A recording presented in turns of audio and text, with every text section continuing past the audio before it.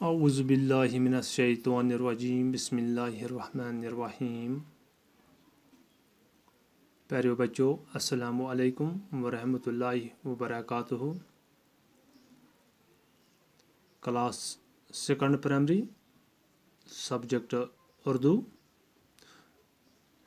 बच्चों सरी थयु ध्यान योकुन, पेज नंबर कड़ियो 90।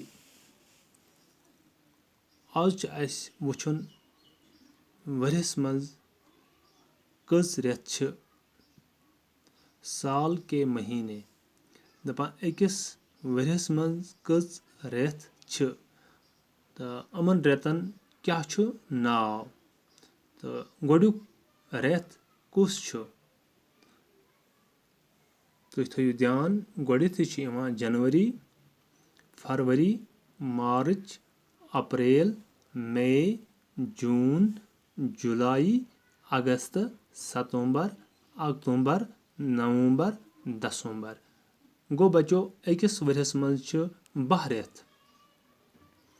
गोडिकिस रेतस छु नाव जनवरी, दोयमिस रेतस छु नाव फरवरी, त्रेमिस रेतस छु नाव मार्च, चूरमिस रेतस छु नाव अप्रैल, पांचमिस रेतस छु नाव मई, शेमिस रेतस छु नाव जून, सतमिस रेतस छु नाव जुलाई, आठमिस रेतस छु नाव अगस्त, नवमिस रेतस छु नाव सितंबर और दहमिस रेतस छु नाव अक्टूबर, कहमिस रेतस छु नाव नवंबर, बहमिस रेतस छु नाव दिसंबर।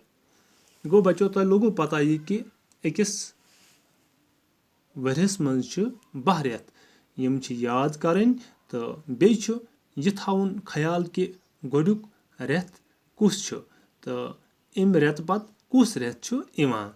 इथा पट छ इश तरतीब सान थाउन याद करन तो बे छ थाउन यह जहनस मज कि केम रेत पत कुस रेत छ इवान। बाकी वसलम, बाकी करो अस सुबस यम खाली जाए।